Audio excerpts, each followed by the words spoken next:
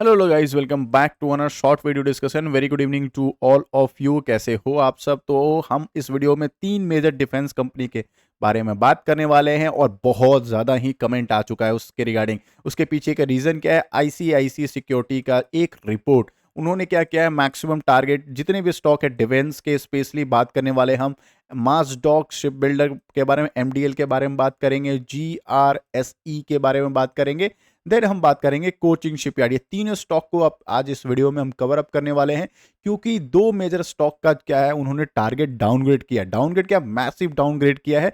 Top level से अच्छा खासा करेक्शन आने का उन्होंने प्रिडिक्शन करके बैठे हुए हैं। ठीक है, इसके रिगार्डिंग बहुत कमेंट आ चुका है, क्या करें इस स्टॉक का, क्या इसको हम सेल आउट कर दें, लॉस बुक कर ले, प्रॉफिट बुक कर ले। इन सारे क्वेरी अगर आपके पास है, या फिर अगर इनमें से कोई भी स्टॉक अगर होल्ड कर रहे हो, जरूर इस वीडियो को देख लेना। आपको बहुत अच्छा इसमें आपको नॉलेज मिलते हुए और कॉन्फिडेंस मिलते हुए आएगा, क्या क्या आगे का प्लान ऑफ एक्शन आप कर सकते हो। अगर इनमें से कोई स्टॉक अगर आप होल्ड कर रहे हो, कमेंट बॉक्स में जरूर बताना कि आपकी बाइंग प्राइस क्या है। बाइंग प्राइस अगर बताओगे, मैं आपको रिप्लाई बैक करते हुए नजर आ जाऊंगा कि आपको नेक्स्ट प्लान ऑफ एक्शन में क्या करना है।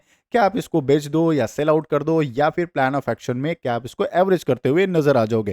फर्स्ट टाइम आए हो, रिक्वेस्ट रहेगा सब्सक्राइब कर देना। सब्सक्राइब कर रहे हो तो बेल आइकन को ऑल जरूर क्लिक कर देना। इसके अलावा कोई भी स्टॉक का रिव्यू चाहते हो, या आपके पास कोई पोर्टफोलियो का रिव्यू चाहते हो, ज्वाइन कर लेना इस चैनल को। मैं आपको रिप्लाई बैक या लाइव में कनेक्ट होते हुए नजर आ जाऊंगा। ठीक है, ओला इलेक्ट्रिक के रिगार्डिंग में वीडियो पब्लिश कर दिया है, काफी सारे रेलवेज के या भारत डायनेमिक्स बीएल के भी वीडियोस पब्लिश किया, जाके चेकआउट कर सकते हो। ठीक है, तो माजडॉक की बात कर लेते हैं। माजडॉक आज के दिन, मतलब फ्राइडे के दिन, लाल निशान में क्लोज किया है। कल मंडे है, कल क्या हो सकता है, बहुत इफ एंड बट है, क्योंकि मार्केट क्लोज होने के बाद आईसीआईसीआई सिक्योरिटी ने एक बहुत धमाका एक रिपोर्ट पब्लिश किया है नेगेटिव साइन का। नेगेटिव मतलब क्या है कि अगर आप बात करेंगे तो अच्छा खासा इनको जो टारगेट है वो सेल बटन का उन्होंने बताया कि आने वाले टाइम में हम इसको सेल का टारगेट रखते हैं। जो अभी जो करंट मार्केट प्राइस है, उससे ज्यादा हम जो प्रिडिक्ट करें आने वाले टाइम में 1165 1165 रुपए का हम टारगेट इसमें एमडीएल में प्रिडिक्ट करते हुए नजर आ रहे हैं। ठीक है, और जीआरईसी का भी उन्होंने प्रिडिक्शन किया है। तो आईसीसी सिक्योरिटी आपको पता है हमारे इंडियन फर्म है, इस उन्होंने प्रिडिक्शन करके बैठी हुई, और रिपोर्ट जो है 16 अगस्त को नाइट में आते हुए नजर आया था। तो क्या करें इस स्टॉक का, सबसे पहला क्वेश्चन है क्या करें। उससे पहले मैं इस रिपोर्ट को भी मैं बताऊंगा उन्होंने क्यों सेल का बटन दबाने का बोला, या क्यों सेल या नीचे टारगेट जा सकता है, वो चीज भी, और हमारा प्लान ऑफ एक्शन क्या रहेगा। तो एमडीएल अगर आपके पास है तो कमेंट बॉक्स में बताना। अच्छा, इस चीज को ध्यान भी रखना कि लास्ट 5 ईयर्स में इसने रॉकेट की तरह आपके पैसे बनाए हैं, और इसके चलने का मतलब कि इनका जो स्ट्रक्चर है, अगर स्टॉक मार्केट में अगर हो, स्ट्रक्चर देखो कैसे, फ्लैट के बाद बाइंग आती है, फिर प्रॉफिट बुकिंग आती है, फिर बाइंग आती है, फिर फ्लैट, फिर बाइंग, फिर प्रॉफिट बुकिंग। ये इस तरह का चलने वाला स्टॉक है। इसका मतलब क्या कि जब जब इसको ऑर्डर मिलेगा, ये रॉकेट बनते हुए नजर आएगा, उसके बाद प्रॉफिट बुकिंग आएगी, फिर फ्लैट होगा, फिर रॉकेट बनेगा।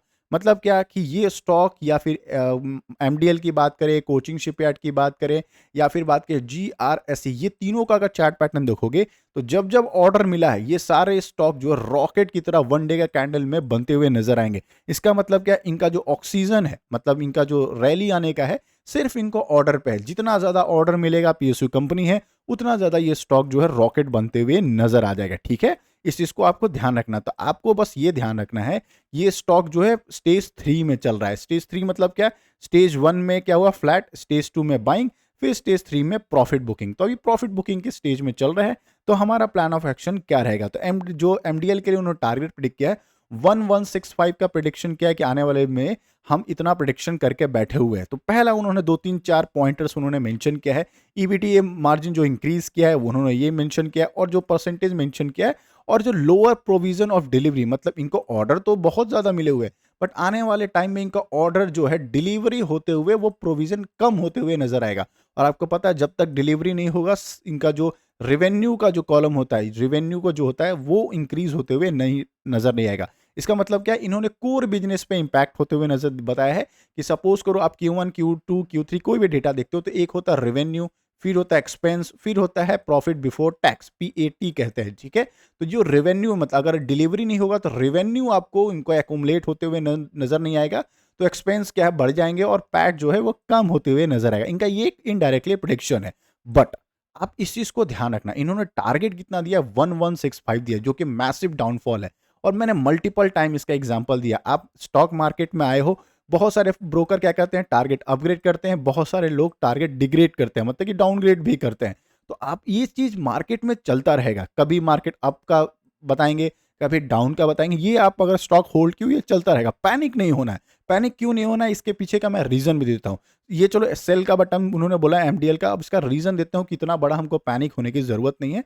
तो केपीआईटी टेक्नोलॉजी की अगर हम बात करें, इन्होंने कोटक इंस्टीट्यूशनल ने एक और प्रिडिक्ट किया था, क्या किया था, 6% का डाउन होगा कोटक ने, और सेल बटन दबाने के बोला था कि टारगेट 940 रुपए तक आएगा। कब, 21 नवंबर 2023 की बात कर रहे हैं, ठीक है। उन्होंने बोला था, ये देखो ये भी प्रिडिक्शन क्या किए थे कि लोअर फॉर्मेशन होगा, बहुत अच्छा स्टॉक क्रैश होते हुए नजर आएगा। 21 नवंबर की हम बात करते हैं, अगर 21 नवंबर का अगर आप देखोगे तो उस समय मार्केट में ये चल कितना रहा था, ऑलमोस्ट, हाँ ये देखो, यहाँ पे अक्टूबर, यहाँ पे नवंबर, कितना दिखाया था, 1243 रुपए के आसपास, या थोड़ा टॉप लेवल पे देखोगे कितने पे चल रहा था, ये यहाँ पे चल रहा था 1600 रुपए के आसपास ये स्टॉक चल रहा था। कब, 21 नवंबर में। आप बैक हैंड में टेस्ट करना, रिपोर्ट आता है उसके बाद स्टॉक में क्या होता है, प्रॉफिट बुकिंग आती है, ठीक है। और इन्होंने टारगेट कितना बोला था, 940 रुपीज का टारगेट बोला था। अगर तुम शार्पली देखोगे तो कितना आया, सिर्फ 11% का क्रैश। कितना लो लगाया, 1446, मतलब क्या, चल कितने पर रहा था, 1600 रुपए पे। उन्होंने प्रिडिक्शन किया था 940 रुपीज के आसपास आएगा, और मार्केट करेक्शन कितना दिया, 440 रुपए, सॉरी 1440 रुपीज का करेक्शन दिया। तो जो इनका प्रिडिक्शन था वो तो गलत हो गया यहाँ पे। ये सिर्फ केपीआईटी का एनालिसिस मैं आपको नहीं दे रहा हूं, उसके बाद देखना स्टॉक ने वो लेवल टच ही नहीं किया 940 का, और उसके बाद कंटिन्यू रैली होते हुए नजर आ जाएगा, ठीक है। अब नेक्स्ट एक और स्टॉक का एग्जांपल दे देते हैं, टाटा पावर का ले लेते हैं। हम हाल फिलहाल का ये बात कर रहे हैं, टाटा पावर में भी क्या किया था, बहुत अच्छा इनका जो टारगेट है डाउन में। गोल्ड स्मैश स्नैक्स ने, इंटरनेशनल फर्म ने क्या किया था, रिस्क है, और उन्होंने बोला था आने वाले टाइम में इसको 45% का क्रैश हम लोग 12 मंथ में देख रहे हैं। और टारगेट उन्होंने क्या प्रिडिक्ट किया, 240 रुपए का टारगेट उन्होंने प्रिडिक्ट किया कि हम डाउन साइड का टारगेट रख रहे हैं 45% का हम डाउन। छोटी मोटी कंपनी नहीं है, गोल्ड स्मैश स्नैक्स ने रखा था, इंटरनेशनल फर्म ने। और इन्होंने प्रिडिक्ट कब किया था, उन्होंने मई 10 2024 में प्रिडिक्ट किया था, ठीक है। उसकी इसी टाइम का रिपोर्ट है। तो अगर आप निकाल लोगे मई मंथ में, अगर आप चले जाओगे तो सपोज करो यहाँ पे हम बैठे हुए 9 मंथ का, 9 मई को हम देख रहे हैं 413 रुपए का है। प्रिडिक्शन कितना था, 240 रुपीज के आसपास उन्होंने प्रिडिक्शन किया था। और टारगेट कितना था कि 240 रुपए जाएगा, और 413 रुपए पे जाएगा। कहीं भी स्टॉक देखा 240 रुपए, अभी तक वो टच नहीं किया है। वहां से 240 से 440 पहुंचते हुए आपको जरूर दिख जाएगा। तो इसका मतलब क्या देख रहे हो कि मार्केट जो प्रिडिक्ट करके ये चलते रहता है, कोई मार्केट अपग्रेड करता है, कोई डाउनग्रेड करता है। हमें क्या फोकस रखना है कि बिजनेस, इन लोगों का बिजनेस, एमडीएल का आपको बिजनेस पे कॉन्फिडेंस है, स्टॉक दबा के बैठे रहो। टाटा पावर या किसी भी कंपनी का आपको बिजनेस पता है, वो आपको अपॉर्चुनिटी रहता है बाई ऑन डिप करने का। ये छोटे मोटे क्रैश आते रहेंगे, छोटे मोटे न्यूज चलते रहेंगे मार्केट में, कोई बाइंग का कोई सेलिंग का टारगेट देगा। इस चीज को आपको ध्यान रखना है, अपना पैनिक में सेल नहीं करना है। देखो लाइव मैंने आपको एग्जांपल दे दिया टाटा पावर का कि मार्केट कितना नीचे प्रिडिक्शन करके बैठी थी, आज तक टच नहीं हुआ है। मे भी फ्यूचर में कर सकता है, नो डाउट, बट उस समय अगर आप बेच देते तो आज 414 रुपए वाले बैठ के एंजॉय नहीं करते। ये सब चीज चलते रहता है, ठीक है ना। तो चलो बिजनेस को देख लेते हैं। तो बिजनेस Q1 का अगर रिजल्ट देखें, कमाल का रिजल्ट दिया था एमडीएल ने। अगर बात करें जून ऑन जून के बात करें, कमाल का रिटर्न बनाते हुए दिखा था, प्रॉफिट और मार्जिन भी बढ़ा था। सबसे इंपॉर्टेंट चीज, मैंने मल्टीपल टाइम के इन्वेस्टर्स जो हैं अपने स्टेक बढ़ाते हुए नजर आ रहे हैं। आप यहाँ पे देखोगे FIS यहाँ पे इंक्रीज हो गए हैं, DIS भी इंक्रीज हो रहे हैं, ठीक है। FIS DIS जो बाई ऑन डिप में कर रहे हैं। तो आप क्यों पैनिक हो रहे हो, आराम से कंटिन्यू करते रहो स्टॉक का, ठीक है। आई होप मेरे एनालिसिस अच्छे लग रहे हो, लाइक एंड सब्सक्राइब कर देना। सेम बात कर लेते हैं, सब्सक्राइब कर रहे हो, आपसे रिक्वेस्ट रहेगा कि बेल आइकन ऑल जरूर क्लिक कर देना, ताकि लॉन्ग रन में आप मेरे वीडियो के साथ कनेक्ट होते हुए नजर आ जाओगे। GREC की बात करें, इसका भी टारगेट डाउनग्रेड करके बैठा हुआ, हालांकि Q1 का रिजल्ट इसका भी ठीक था, बट मार्केट का एक्सपेक्टेशन जो है वो नेगेटिव था, मतलब कि जितना एक्सपेक्टेशन था उतना पहुंच नहीं पाया था। तो GREC का जो इन्होंने प्रिडिक्ट करके बैठी हुई है, ICICI सिक्योरिटी 515 रुपए का प्रिडिक्ट करके है। मैं बता दिया हूं क्या करना है आपको, आप चीजों को समझ रहे हो। बिजनेस पकड़ के बैठना है। अगर बिजनेस देखोगे तो इसका भी देखोगे, ईयर ऑन ईयर का कंपैरिजन करोगे, कोई दिक्कत हुए, सेल्स इंक्रीज होते हुए नजर आ रहा है, प्रॉफिट, ऑपरेशनल प्रॉफिट भी बढ़ते हुए नजर आ रहा है। हाँ, जो मार्केट का एक्सपेक्टेशन था, एमई था, मतलब कि मार्केट पे वो मीट आउट कहीं से भी नहीं किया, क्योंकि मार्केट और भी एक्सपेक्टेशन लेकर बैठी हुई थी। बट स्टॉक बुरा नहीं है, लॉन्ग टर्म के लिए अगर आप देख रहे हो, एज ए इन्वेस्टर देख रहे हो, ये अप एंड डाउन चलते रहेगा। लॉन्ग टाइम में आपको पैसा बनते हुए आराम से ये स्टॉक में दिख जाएगा। बात कर लेते हैं नेक्स्ट और स्टॉक का, कोचिंग शिपयार्ड। ये तो मेरा फेवरेट स्टॉक है। इसके पीछे देखो, मेरा फेवरेट मतलब क्या, एमडीएल भी मेरा फेवरेट है, ऐसा बिल्कुल मैं बायस नहीं हूं। देन कोचिंग शिपयार्ड भी फेवरेट है, इसमें भी बायस्ड नहीं हूँ। ये स्टॉक ना लॉन्ग रन में आपको पैसा बनाते हुए दिखेगा, इसके पीछे का मैंने बहुत बार रीजन दिया है। एमडीएल को बड़ा प्रोजेक्ट इंडिया से मिल सकता है, इंडिया में तो सबमरीन बनाने के लिए बड़ा प्रोजेक्ट मिल सकता है। और कोचिंग शिपयार्ड को हम स्पेशली रडार पर क्यों रखे थे, एयरक्राफ्ट कैरियर बनाने के लिए। आपको पता है इंडिया को रिक्वायरमेंट है एयरक्राफ्ट कैरियर की।